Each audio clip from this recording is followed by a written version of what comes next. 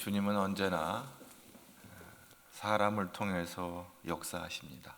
무엇보다도 기도하는 사람을 통해서 일하십니다. 그런데 우리는 주님이 맡기신 일을 가지고 때로 자신을 평가할 때가 있습니다. 많은 사람 앞에 주목받는 일이면 자신이 굉장히 중요한 사람이라고 생각하고, 또 작은 일, 알아주지 않는 일 하면 자신이 하찮은 사람이라고 이렇게 생각하기도 합니다.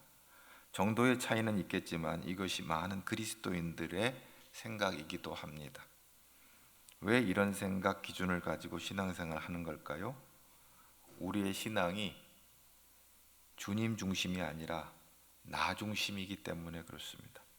우리의 초점이 우리를 인도하시는 주님에게 있는 것이 아니라 우리가 있는 자리, 우리가 하는 일에 있기 때문에 종종 이런 생각을 갖게 되는 거예요. 그래서 예수님이 가라고 하시면 무조건 순종하는 것이 아니라 주님 어딘데요? 라고 물어봅니다. 그리고 자기 마음에 드는 곳이면 가고 아니면 가지 않습니다. 예수님이 하라고 하시면 무조건 순종하는 것이 아니라 주님 무슨 일인데요? 라고 물어봅니다. 그리고 자기 마음에 드는 일이면 자기 마음에 흡족하면 아멘 아멘 하고 하지만 자기 마음에 들지 않으면 이런저런 핑계와 변명을 대며 거절합니다. 주님의 뜻인 줄 알면서도 자기 기분에 따라서 순종하기도 하고 순종하지 않기도 하는 것이죠. 외면하는 거예요. 예수님을 주님이라고 그렇게 부르면서도 자기 기분에 따라 좌지우지 되는 것이 우리의 인생들입니다. 우리가 지금 우리들의 모습 또한 살펴볼 필요가 있습니다. 오늘 본문을 보면 주님께서 아나니아에게 나타나시어 사울에게 가라 이렇게 명령합니다. 13절 우리가 11절 우리 말씀을 한번 13절을 한번 볼까요? 시작. 아나니아가 대답하되 주여 이 사람에 대하여 내가 여러 사람에게 듣사온즉 그가 예루살렘의 주의 성도에게 적지 않은 애를 끼쳤다 하더니 여기서 또 주의 이름을 부르는 모든 사람을 결박할 권한을 대제사장들에게 받았나이다 하거늘. 주님께서 아나니아가 사울에게 가서 이제 하나님의 은혜를 전할 것을 말하고 있는데, 아나니아가 그래요. 주님, 내가 여러 사람에게 들어보니까 이제 평판이죠. 그 사람 우리가 상종할 사람 아닙니다. 예루살렘에서 주의 성도에게 적지 않은 해를 끼쳤다 하더이다. 무슨 말? 아주 나쁜 놈입니다. 우리 예수 믿는 사람을 핍박하던 사람입니다. 가까이서는 안 됩니다. 그리고 여기 예수 믿는 사람을 잡으려고 대제사장의 허락을 받고 여기 온 사람입니다. 그런데 주님이 11절에 뭐라고 그래요? 11절 한번 다 같이 또 보여. 시작. 주께서 이르시되 일어나 집가라 하는 거리로 가서 유다 집에서 5 바울이라는 사람을 찾으라. 그가 기도하는 중이니라. 12절 그가 아나니아라 하는 사람이 들어와서 자기에게 안수하여 다시 보게 하는 것을 보았느니라.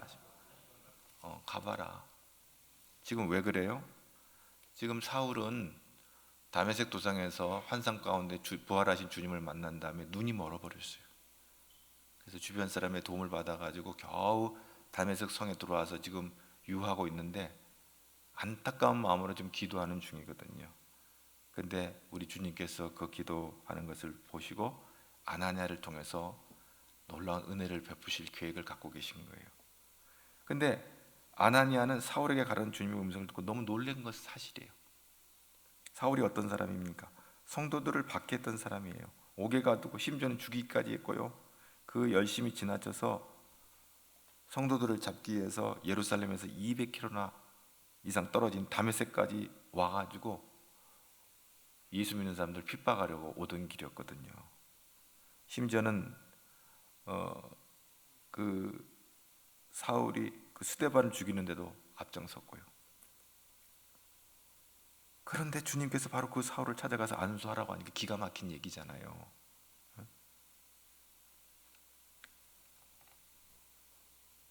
죄인도 보통 죄인이 아니에요. 그런데 주님께서 바로 그 사울을 택하셨다는 거예요.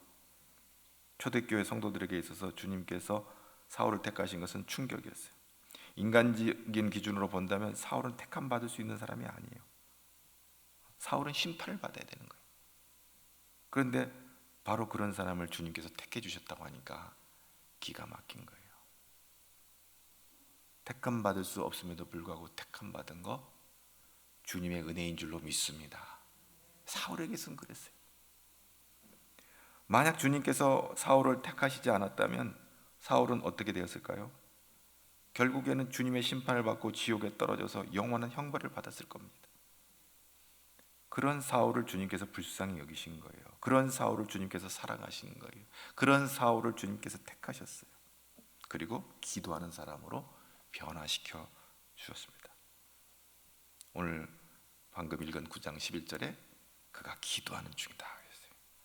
여러분, 이제 다시 오실 우리는 주님을 기다리는데, 여러분, 우리가 어떤 형편에 있을 때 주님 오기를 원하십니까? 못된 짓 하고 악을 행할 때 주님 오시기를 원합니까? 이렇게 기도하는 가운데 있을 때 주님 만나기를 원합니까? 오늘 사울은 주님을 만난 다음에 하나님 앞에 엎드려 기도하는 기도의 사람으로 변화된 것을 봅니다. 예수님께서 아나니아에게 집가라 하는 거리에 있는 이 유다의 집을 찾아가서 그곳에서 사울이 기도하고 있다는 것을 이미 다 알고 아나니아에게 가라 하시는 거예요. 다 알고 계세요. 우리가 무엇을 하고 있는지 다 알고 계세요. 지난 주간에 우리가 어디서 무엇을 했는지 우리 하나님 다 알고 계세요. 이 사울은 다메섹 성에 들어와서 줄곧 식음을 전폐하고 기도하는 일에 전념했어요. 아마도 과거에 자신이 그리스도인들에게 행했던 악행에 대해서 아마 깊이 뉘우치고 하나님께 자비와 용서를 구하는 그런 기도였는지도 모르겠습니다. 그리고 자신이 주님 앞에 이제 어떻게 살아야 될지를 알려달라고, 하나님 이제 나 어떻게 해야 돼요? 뭐 그런 기도였을지도 모르겠습니다. 하나님께서는 이러한 사울의 기도에 대하여 아나니아를 사울에게 보내심으로 응답하시는 것을 보게 됩니다. 아나니아를 사울의 기도에 대한 당신의 응답의 도구로 사용하시는 것을 보게 됩니다. 주님께서는 아나니아에게 사울을 찾아가서 그에게 안수하고 그를 도우라고 명령하셨습니다. 결국 아나니아는 하나님의 은혜의 통로로 사울에게 가게 된 것입니다. 오늘 사도행전 오늘 9장 17절, 18절, 19절 한 번 더 읽어볼까? 시작. 아나니아가 떠나 그 집에 들어가서 그에게 안수하여 이르되 형제 사울아, 주 곧 내게 오는 길에서 나타나시던 예수께서 나를 보내어 너로 다시 보게 하시고 성령으로 충만하게 하신다 하니 즉시 사울의 눈에서 비늘 같은 것이 벗어져 다시 보게 된지라. 일어나 세례를 받고 음식을 먹음에 강건해지니라. 사울이 다메섹에 있는 제자들과 함께 며칠 있으세. 사울의 눈에서 즉시 비늘 같은 것이 벗겨져서 아나니아가 안수할 때 다시 보게 되는 것입니다. 이 비늘 같은 거가 무엇인지 정확하게 알 수가 없어요. 단지 그 막으로 인하여 사울이 앞을 보지 못했던 것이 사실인데, 결과적으로 그 막은 의학적인 치료에 의해서가 아니라 아나니아가 안수할 때에 사울이 성령으로 충만해지고 그 즉시 사울의 눈에서 비늘 같은 것이 벗겨진 거예요. 그래서 시력이 회복이 됐어요. 단순히 육신의 시력만 회복된 것이 아니라 영안이 열려져서 하나님의 놀라운 비밀을 보게 되는 것입니다. 모든 것을 예수님의 눈으로 보게 된 거예요. 사람은 자신이 보는 대로 살아갑니다. 그래서 보는 눈이 달라져야 새로운 인생을 살 수 있습니다. 영원한 것을 보는 사람은 영원한 것을 위해 살아갑니다. 진리를 보는 사람은 진리를 위해서 살아갑니다. 오늘 놀라운 것은 주님의 은혜를 입은 사울에게 영안이 열림으로 하나님의 비밀한 것을 보게 됩니다. 먼저 사명이 보입니다. 놀라운 것이 비늘 같은 것이 떨어져서 제일 먼저 사명이 보입니다. 주님이 자신에게 맡기신 일이 보이는 거죠. 이게 20절 말씀이에요. 오늘 우리의 19절, 20절 말씀이 다시 연결되는 건데 20절 말씀을 한번 볼까요? 시작. 즉시로 각 해당에서 예수가 하나님의 아들이심을 전파. 즉시로 눈이 그 비늘이 벗겨져서 눈이 떠지는 즉시로, 이 놀라운 하나님의 은혜를 입은 즉시로, 이 하나님의 기적을 체험하는 즉시로 지체하지 아니하고 예수가 하나님의 아들이심을 전파했다 하겠어요. 복음을 전하는 자가 된 것입니다. 그것이 미션이 된 거예요. 사울의 사명이 된 거예요. 성령 충만하면 사울처럼 주님이 자신에게 맡기신 일이 보이는 거예요. 주님을 위해서 해야 할 일이 보이는 거예요. 성도들 가운데 저를 찾아와서 이렇게 말씀하는 분들이 있어요. 목사님, 주님을 위해 제가 이런 일을 하고 싶습니다. 교회를 위해서 이런 일을 하고 싶습니다. 그분의 영의 눈이 열린 거예요. 주님을 위해서 사는 자로 변화되기 시작하는 거예요. 주님께서 보여주신 대로 곧장 순종하시길 바랍니다. 그게 축복이에요. 순종하면 주님께서 여러분에게 놀라운 일을 행하실 것을 믿을 수 있기를 바랍니다. 어떤 이들은 주님이 보여주셔도 언제나 세상 일이 먼저예요. 자기가 하고 있는 이 일이 마무리되면 하겠습니다. 우선순위가 밀리는 거죠. 자기가 어떤 문제가 있는데 이 문제가 해결되면 하겠습니다. 심지어는 어떤 사람은 생활이 안정되면 하겠습니다. 돈 벌고 나서 하겠습니다. 집을 사고 나면 하겠습니다. 자식들 다 키우고 나면 하겠습니다. 그래서 결국은 어디? 은퇴하면 하겠습니다. 그러면서 주님 일하라고 주신 시간, 재물, 능력을 세상에 쏟고 삽니다. 열심히 삽니다. 사울의 눈에서 비늘 같은 것이 떨어지자 즉시 사울은 주님이 맡겨주신 사명을 깨닫고 주님을 위해서 살았습니다. 계산할 것도 지체할 것도 없었습니다. 사람의 조롱이나 핍박이 아무 문제가 되지 않습니다. 사람들이 수군뚝거리는 거예요. 저 예수 핍박하던 자 아니냐? 저 사람 미쳤나? 영안이 열려진 사람들은 사람들이 뭐라 해라 개의치 않아요. 하나님이 보여주신 그대로 순종하며 가는 거예요. 할렐루야. 이것이 복받는 길인 줄로 믿습니다. 두 번째로 이 영안이 열려진 다음에 이 사울에게서는 자신의 죄가 보였어요. 사울은 자신을 의인이라고 생각하며 살았던 사람입니다. 자신보다 더 잘난 사람이 없다고 생각하며 살았던 사람이기도 하죠. 그런데 그 눈에서 비늘 같은 것이 떨어지고 나자 자신이 죄인임을 알았어요. 그리고 평생 하나님 앞에 나는 죄인입니다, 그런 마음을 갖고 산 거예요. 물론 지금 다메섹 오기 전까지 예수 믿는 사람 핍박했던 것도 큰 죄죠. 그것도 큰 죄죠. 그런데요, 디모데전서 1장 15절에 보면 사울이 자신을 향하여 죄인 중에 내가 괴수라는 고백을 하는데, 이 말씀은요 사도 바울의 말년에 한 말씀이에요. 말년에 순교를 얼마 앞두고 이제 이 말을 하는 거예요. 교회를 박해하고 예수 믿는 사람을 박해했던 과거의 이야기를 가지고 내가 죄인이 아니라는 거예요. 현재 지금 내가 죄인 중에 괴수라는 거예요. 죽음을 무릅쓰고 일평생 주님을 위해 살았던 사울이에요. 이제 바울이 됐죠. 복음을 위해서 주님이 맡겨주신 사명을 온갖 고난과 박해를 감당했던 바울이에요. 그런데 그런 바울이 자신을 말년에 죄인 중에 괴수라고 그래요. 이것은 그 눈에서 비늘이 벗겨진 사람의 모습이에요. 영의 눈이 밝아지니까 자신 안에 있는 죄가 보이는 거예요. 자기 안에 선한 것이 하나도 없다는 것을 깨달아요. 자신의 진짜 모습을 보는 것입니다. 자신이 죄인이라고 말은 하지만 어떤 사람은 실제로 자신 안에 있는 죄를 보지 못하는 사람이 많아요. 자신 안에 선한 것이 하나도 없다고 말은 하지만 실제로 자신 안에 선한 것이 있다고 생각하는 사람 많아요. 그런데 사울은 눈에서 비늘 같은 것이 벗겨진 후 사울은 자신이 그토록 자랑하며 살았던 모든 것을 배설물로 여기고 자신의 출신도, 자신의 학문도, 자신의 권력도, 이 모든 것이 헛되다, 헛되고 헛되다, 예수 말고는, 십자가의 복음 말고는 다 헛된 것을 그는 고백을 하는 것입니다. 사울은 아무 육체도 하나님 앞에 잘한 것이 없다고 이렇게 간증하며 다녔습니다. 만약 우리에게 자랑할 것이 있다면 오직 주님밖에는 자랑할 것이 없다는 거예요. 고린도전서 1장 29절에서 31절까지 말씀을 우리 한번 다 같이 볼까요? 이는 아무 육체도 하나님 앞에서 자랑하지 못하게 하려 하십니다. 너희는 하나님으로부터 나서 그리스도 예수 안에 있고 예수는 하나님으로부터 나와서 우리에게 지혜와 의로움과 거룩함과 구원함이 되셨으니 기록된 바 자랑하는 자는 주 안에서 자랑하라 함과 같게 하려 함이라. 아멘. 사람들은 우리에게 그래요.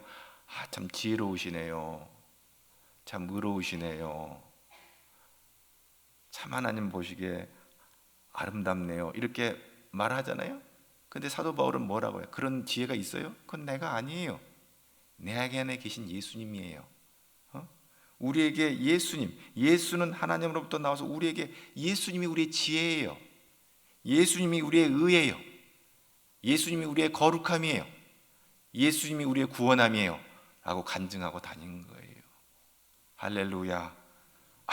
아무 육체도 하나님 앞에서 자랑하지 못하게 하라면, 다만 자랑할 것이 있다면 내 안에 예수, 내 안에 계신 예수, 나의 지혜가 되시고 나의 능력이 되시고 나의 의가 되시고 나의 거룩함이 되시고 나의 구원함이 되시는 예수밖에는 자랑할 것이 없다. 이것이 사도 바울의 고백이에요. 할렐루야. 이 고백이 저와 여러분의 고백이 되기를 축복합니다. 우리가 무엇인가를 했다면 그것은 내가 한 것이 아니에요. 우리 안에 계신 주님이 하신 것입니다. 주님께서 마른 막대기 같은 우리를 사용하신 거예요. 우리는 주님의 도구요 통로일 뿐이에요. 그래서 자랑할 것이 하나도 없는 거예요. 지나오 보니까 다 하나님의 은혜가 되는 거예요. 여러분, 다른 사람이 무시당할 때 여러분 어떻게 반응합니까? 자신이 기대하던 대접이나 인정을 받지 못할 때 어떻게 반응합니까? 목사인 나에게 어떻게 그럴 수가 있어? 이것은 목사의 직분을 자랑하는 사람입니다. 내가 목사가 된 것이 내 안에 선한 것이 있어서가 아니에요. 전적인 하나님의 은혜인 줄로 믿습니다. 다른 사람보다 뭐가 선한 것이 있기 때문에 하나님께서 목사의 직분을 맡기셨다고 생각하면 그건 교만이에요. 장로인 나에게, 권사인 나에게 어떻게 이럴 수가 있어? 자신의 직분을 자랑하기 때문에 이런 생각하는 겁니다.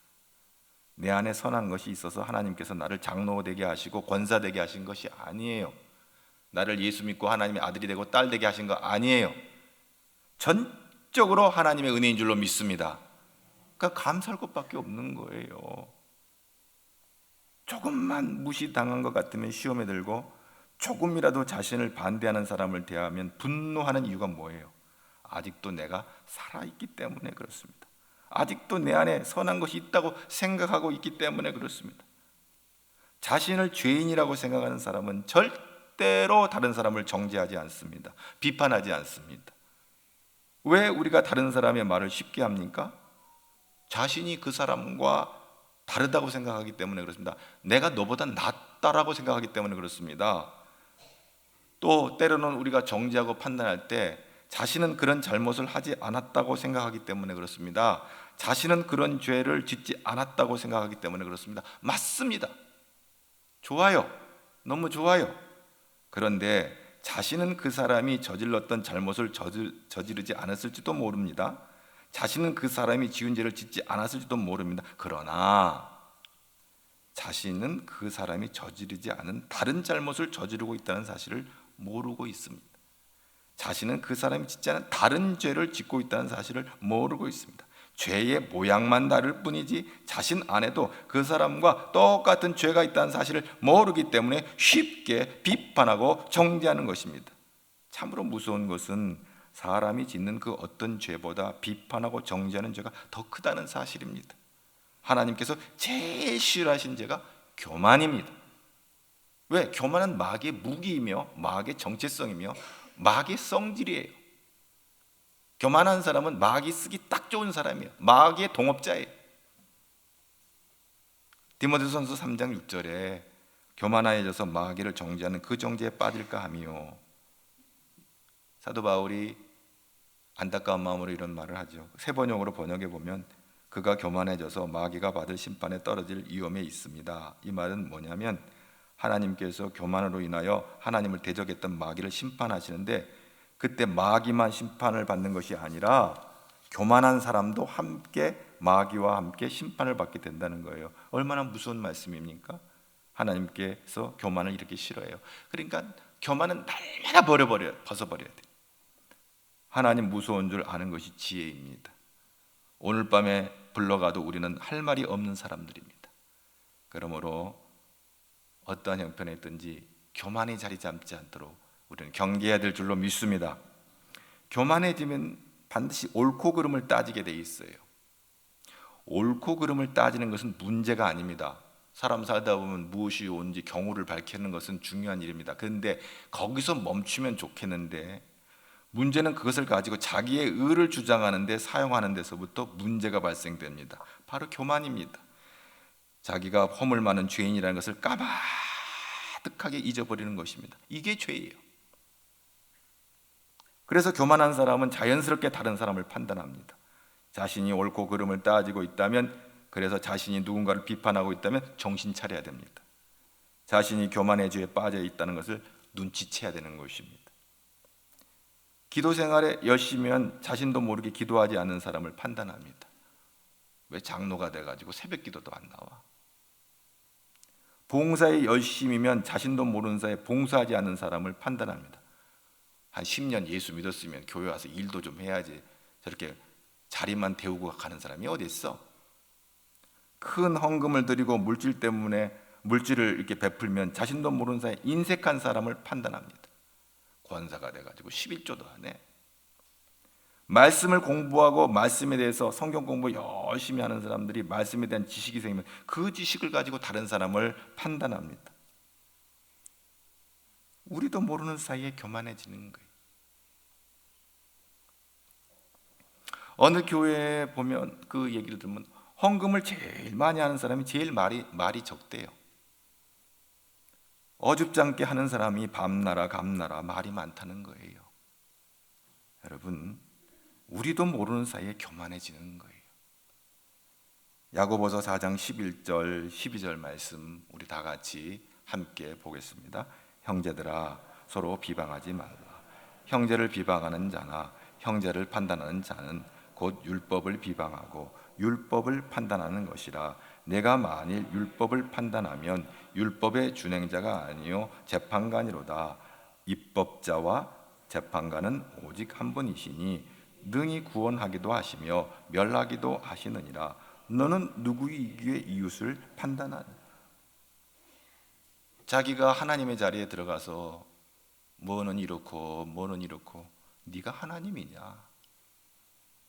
입법자와 재판관은 오직 한 분이시니 능히 구원하시기도 하시고 멸하기도 하시니라. 주님만이 우리를 판단하시는 거예요. 너가 누구에게 이웃을 판단하냐? 다 같은 죄인들끼리. 그렇습니다. 우리는 하나님 앞에 죄인인 것을 깨달아야 될 줄로 믿습니다. 그것이 은혜가 되고 복이 되는 거예요. 그걸 모르니까 문제가 되는 거예요. 마지막으로 우리 이 사울이 육신의 눈이 떠지고 영안이 열리니까 또 본 게 있어요. 그 사울의 눈에서 비늘이 벗겨지니까 영의 눈이 열리니까 사람을 사랑으로 봅니다. 사람을 사람으로 보지 않고 사람을 사랑으로 봅니다.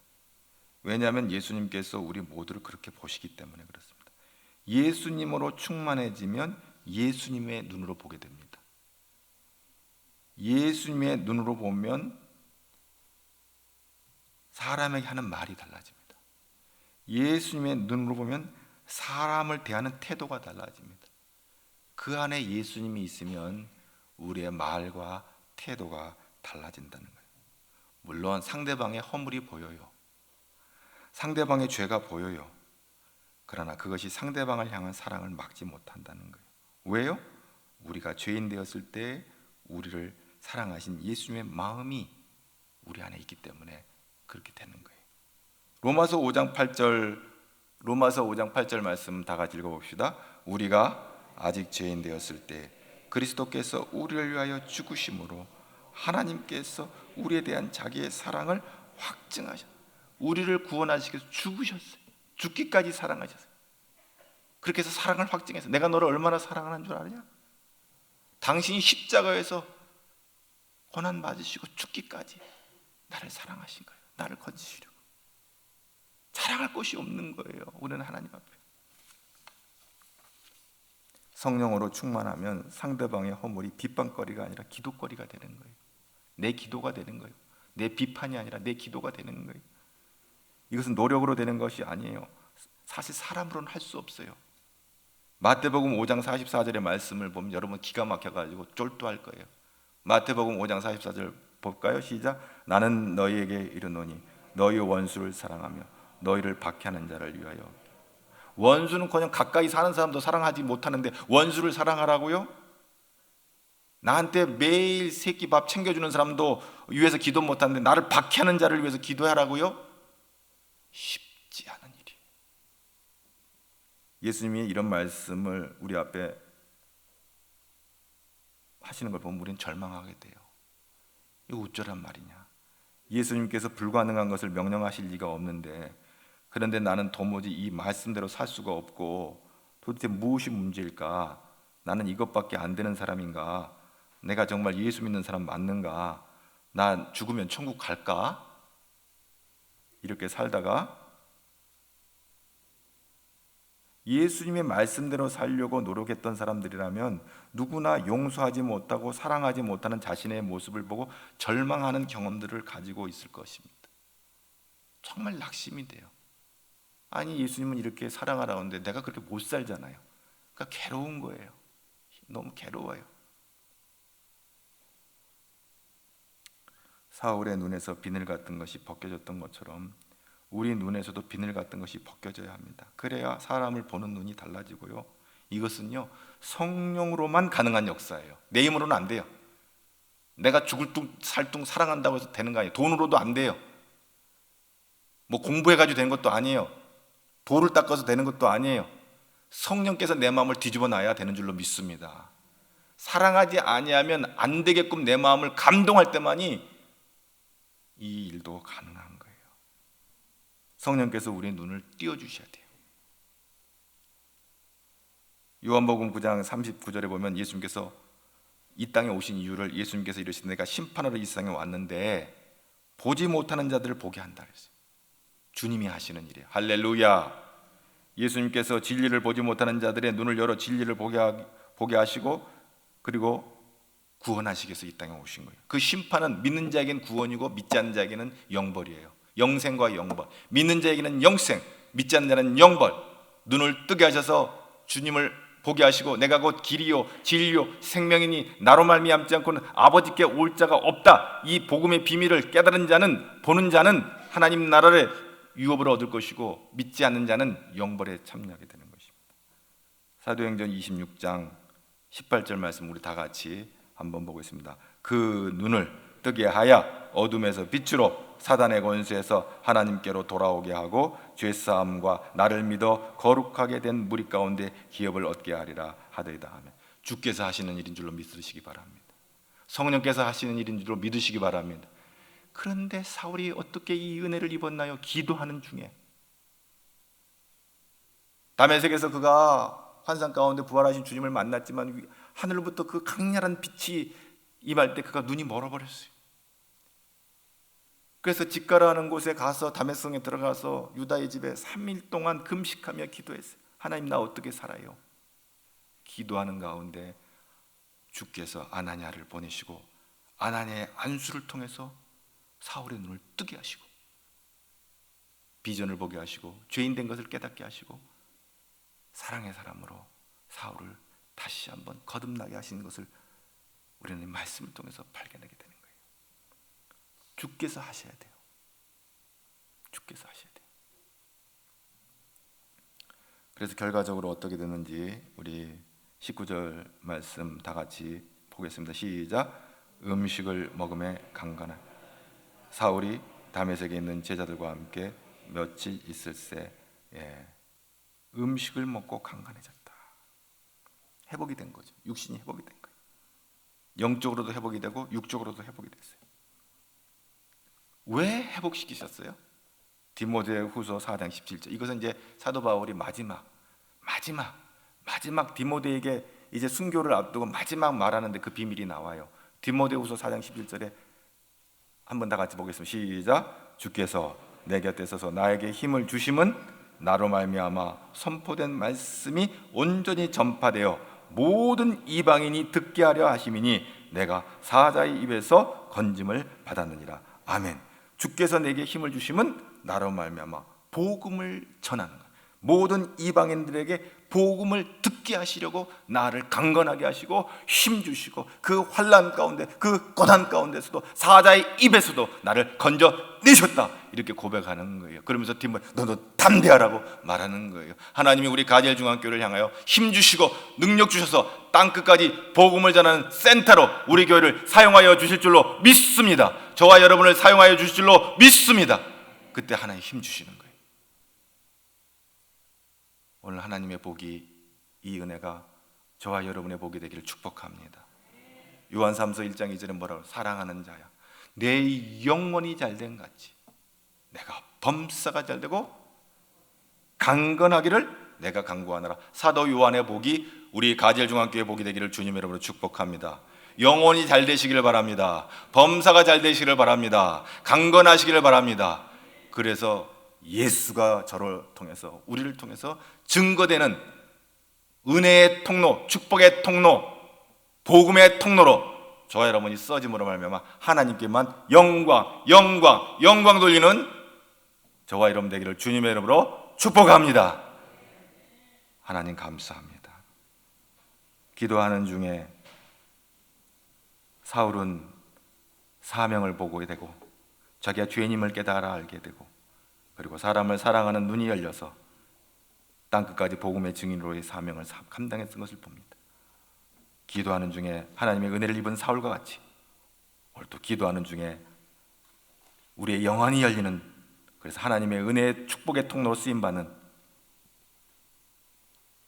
우리 모두가 될 수 있도록 인도하여 주옵소서. 예수님 이름으로 기도하옵나이다.